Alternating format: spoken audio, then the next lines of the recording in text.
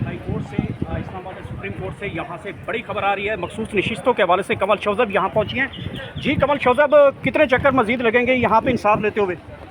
देखिए जी, इंसाफ तो मिलेगा या नहीं मिलेगा, चक्कर हमने बहरहाल नहीं छोड़ने हैं, क्योंकि हम जमहूरियत के दिफा के लिए खड़े हैं। और जिस आइन की ये तस्लील कर रहे हैं, जिस आइन में से ये अजीब अजीब से नुक्ते निकाल के ला रहे हैं, उसी आइन को ही अपहोल्ड करने के लिए, जिस आइन ने वोटर के वोट की सैंक्टिटी को इंश्योर किया है, स्पिरिट ऑफ जो आइन है वो कहता है कि प्रोपोर्शन ऑफ रिप्रेजेंटेशन होनी चाहिए, उसके दिफा के लिए हम यहाँ पे खड़े हैं। ये सीटें किसी ऐसे लोगों को नहीं मिलनी चाहिए जिस पे उनका हक नहीं है, और इलेक्शन कमीशन ने पहले भी मिली भगत करके ये सीटें उनको पकड़ा दी थी।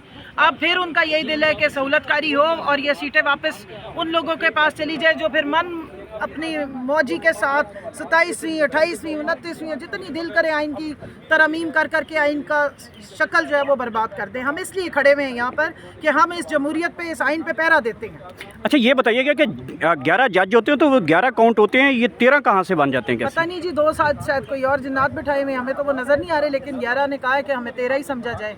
तो बस अब हम फिर आप लोगों ने 11 को 13 समझ लिया? अब हमने तो नहीं समझा जी, ये अब आवाम देखेगी और इंसाफ के जो तराजू पे चीज़ों को तोलते हैं और बारीक वारदातों को समझते हैं वो देखेंगे कि क्या वाकई 11 जजेस जो हैं वो 13 बन गए कि नहीं। और दूसरा कि जिन्होंने रिव्यू, उन्हीं को ही सुनना होता है।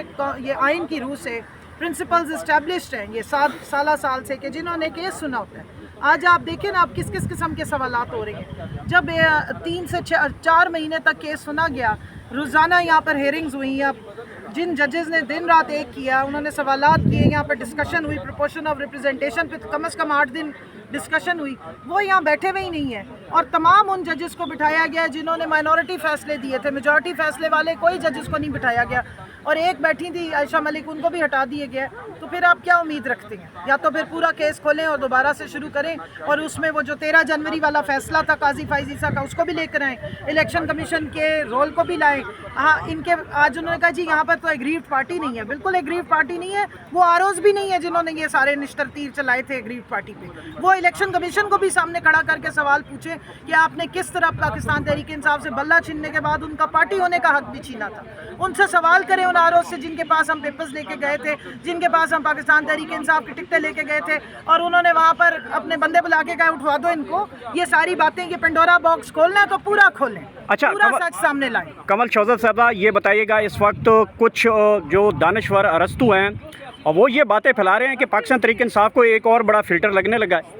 जिन लोगों के पास सीटें हैं ये भी वापस जाएंगी। 9 मई के केसेस के अंदर शिकंजा तैयार हो चुका है। लोगों को जो है डिस्क्वालीफाई किया जाएगा, उसकी जगह पे मुस्लिम लीग नून के उम्मीदवारों को दोबारा इलेक्शन करवा के जितवाया जाएगा, और मुस्लिम लीग नून 10 साल प्लान के तहत ये हुकूमत चलाएगी आगे। देखिए जी, अगर मुसल्लत करके फॉर्म 47 बना के बिठा दिया गया, अगर ये प्लानिंग कर ली गई, तो वो अरस्तू और दानिश्वर तो नहीं हो सकते, वो बदनीयत और बदबख्त ही हो सकते हैं जो मुल्क की तबाही चाहते हैं। जमहूरियत हमने तो बताया आखिरी सांसों पे हम ही वेंटिलेटर लेके जमहूरियत को सांस देने की कोशिश कर रहे हैं, लेकिन अगर इन लोगों ने इसी तरह जुल्म सितम करना है और अपने ही लोगों के साथ यही तमाशा लगा के रखना है, यानी 10 मई हो चुका हुआ है और जो कौम एक बिखरी हुई थी वो एक मुक्का बन चुकी है। अगर आपने वो मुक्का खोल के फिर हाथ की उंगलियां काटनी है तो बिस्मिल्लाह कीजिए।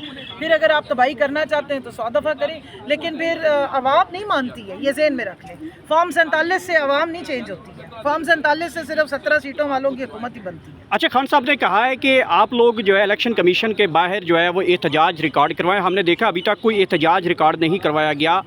खान साहब ने कहा है कि जब तक इस केस की हियरिंग है सुप्रीम कोर्ट में, तो ये इलेक्शन कमीशन के आगे एहतजाज रिकॉर्ड करवाया गया। 3-4 मरतबा खान साहब ये रिपीट कर चुके हैं, मुख्तलिफ वकला ने ये भी बात की है। तो क्या वजह है कि पाकिस्तान तहरीक इंसाफ क्यों नहीं इलेक्शन कमीशन के बाहर एहतजाज क्यों नहीं रिकॉर्ड कर? देखिए जी, हमें तो सुप्रीम कोर्ट आना है हर सूरत। यहाँ पर जो भी हेयरिंग हो रही है इसको देखना है। 100 दफ़ा हमारे पे इल्ज़ाम लगाए गए कि जी लाओ लश्कर लेके यहाँ पहुँच जाती हैं, ये रिज़र्व सीट वालियाँ हैं, फलानियाँ हैं।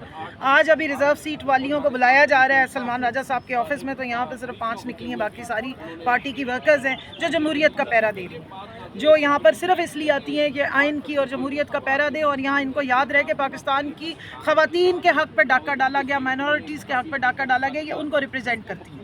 बाकी जहाँ तक प्रोटेस्ट है, हमने तो किया प्रोटेस्ट, हमें तो गेट से आगे नहीं जाने दिया गया।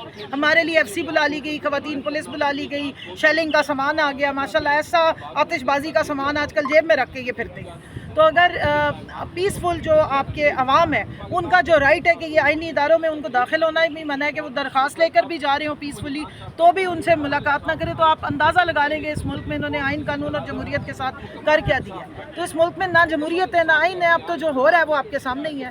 لیکن خان صاحب نے بالکل صحیح کہا ہے، کیونکہ جو ٹریبیونل میں ہمارے کیسز لگے تھے 1 سال ٹریبیونل میں رکھ کے ان کو بغیر کسی ریزن کے اڑا دیا گیا، اب ہم نے سپریم کورٹ میں اپنی درخواستیں جمع کرائی ہیں۔ تو جب انصاف نہ دینے کی انہوں نے ٹھان لی ہے تو پھر تو اب بندہ کیا ہی کرے، لیکن عوام تو نکلے گی نا، عوام کا کام ہے کہ وہ آواز اٹھائیں گے، ریزسٹنس بتانی ہے۔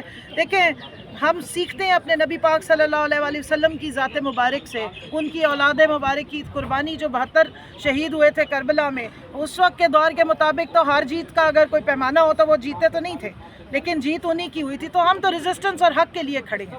کچھ بیٹلز ایسی ہوتی ہیں کہ شاید وہ جیتی نہ جاتی ہوں، لیکن وہ لڑنی بہت ضروری ہے، ہم اس لڑائی کے لیے کھڑے ہیں۔ Thank you.